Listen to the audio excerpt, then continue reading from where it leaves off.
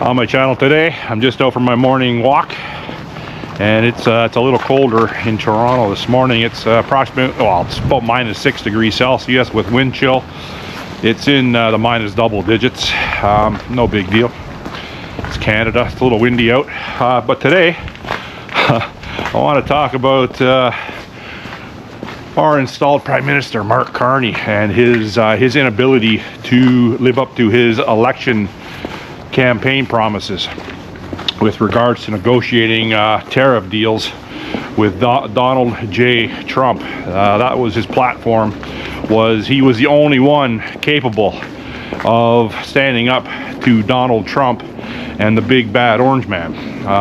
He launched his elbows up propaganda campaign, and he got a large percentage of the liberal sheep in this country bought into that nonsense. You know, obviously I didn't buy in from day one. Obviously I haven't been bought in with the liberals since they installed that dandy boy Justin Trudeau in 2015. Dandy boy. So in my last couple of videos, I've got into you know, how our economy's going, how our auto industry, how our steel industry, how our pulp and paper and forestry industry is all tanking, and it's a daily occurrence. So I said also in a couple of videos back that Pierre Poilievre, who if you don't know who he is the leader of the official opposition, the Conservatives in Canada, and he's a career politician, and he's a well-spoken guy, very well-spoken guy, very sharp. It's almost impossible to trip him up. So I said in a couple of videos ago that I hope Pierre Poilievre limits his mainstream media interviews, limit his interaction with mainstream media, and it would appear that's what he's done. And I also said all he has to do is go into question period, and which is in Ottawa, Parliament Hill, and just state the facts. State the facts of what the Liberals' inability have been since being installed, or I should say Mark Carney, since being installed in April of this year. And I'm telling you, that's exactly what he's done. So he's gone into question period. He's confronted Mark Carney on numerous occasions. Melanie Joly, she's a Minister of Industry. She's another Quebecois. Basically, the Liberals' inner circle are mostly made up of French-speaking Canadians. They call them the Laurentian elite, and they are gangsters or organized crime. So it's been not surprising, but it's been satisfying to watch Pierre literally shred the entire Liberal caucus and cabinet in question period this week. So much so that Mark Carney has left mid-session during Pierre Poilievre's questioning and, you know, pointing out all the Liberal shortcomings. He just got up and left. So basically, Carney's not a politician. He wasn't installed through the WEF to be a politician. He was installed to be a globalist financial dictator. So it doesn't compute in his world the way he was raised and educated and massaged up until this point in his life. It doesn't compute with people going after him verbally, because it's never happened to him. He was the governor of the Bank of Canada, the governor of the Bank of England, an advisor to Justin Trudeau since 2020. And the reason he was an advisor, so he wouldn't have to disclose all his financial holdings. Very, very sketchy, very shady shit.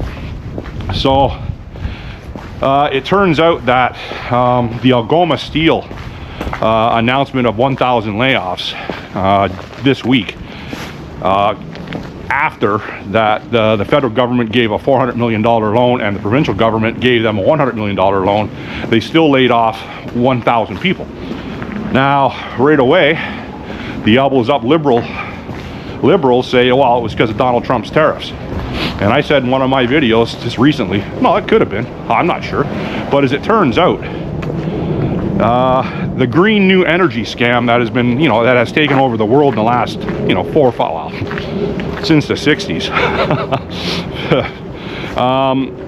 Algoma has come out and said that, hold on a second here, I hit by a car. Algoma has come out and said it really had nothing to do with Donald Trump's tariffs.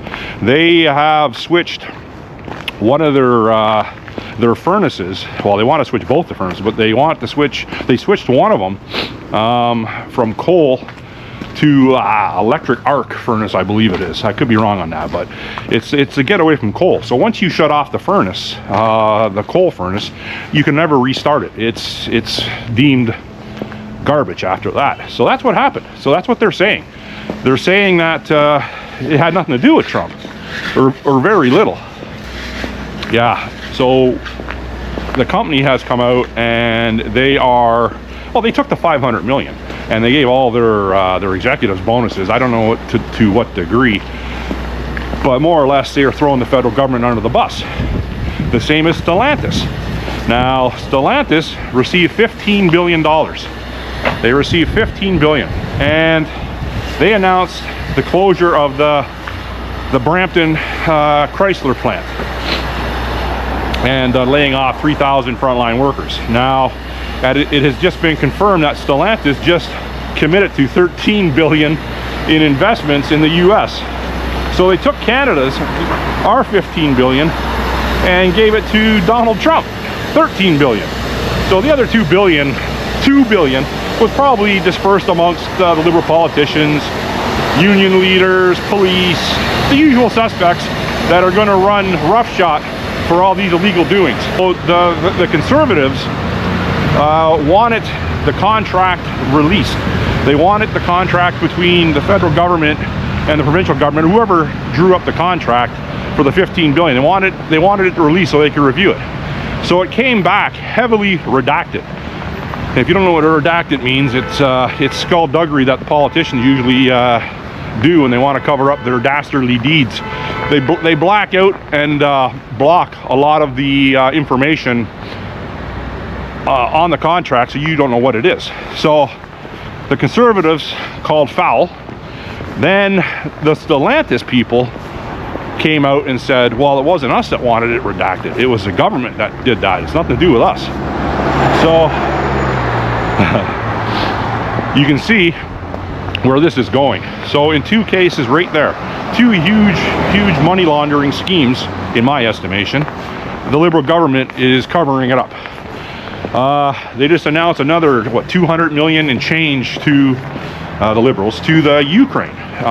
This is coming on the heels of a $100 million fraud scandal in the Ukraine. You know, you think $100 million this day and age is chump change with regards to the money floating around, because Canada has given, since the war started, $22 billion to the Ukraine. So seems like they're not going to stop that corruption over there either. So when are the Liberals going to be investigated for billions and billions of theft? This money is making a lot of people very, very generational wealthy. Their kids, their grandkids, they're all going to be wealthy if they're not living in bunkers, which I think that's what's going to happen. Look at this guy's car collection here. A dually, what's he got there? 74 Impala. An Impala? It's kind of nice. He's got another, it's at a 75 Impala there, and he's got like a 1989 Caprice here. I never noticed that before. Well, I guess I haven't been down this laneway. I've got a Hummer over there. So anyhow, then if you know what's going on down in the U.S., well, one of the things that's going on down in the U.S., Donald Trump and Pete Hegseth are drone striking Venezuelan drug running boats, fast boats, and the left now all of a sudden wants to protect the lives of drug dealers. They're saying they're fishermen, you know. And then you got families from down in that region, Colombia, Venezuela, saying that their loved ones they're fishermen, and they're being drone striked and killed.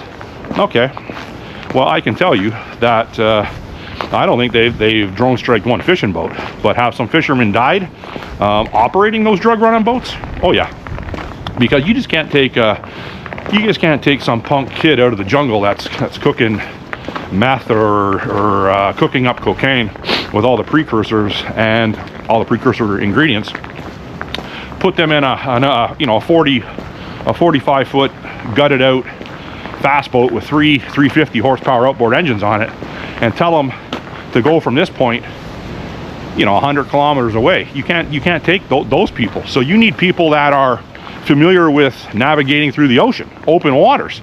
And who is that? Well, that's fishermen. So are fishermen being killed? Yes, they are, but they're not fishing. They are running drugs.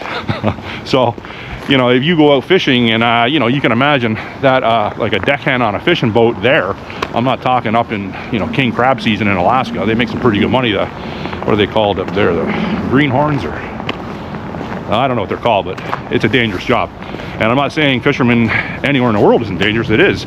But someone in Venezuela, Colombia, anywhere down there, Argentina, a deckhand is not going to make a whole lot of money.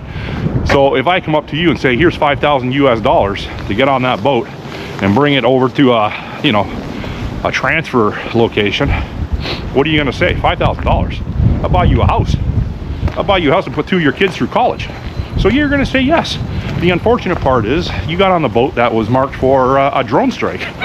So yeah, that's the chance you take. That's what impoverished people do.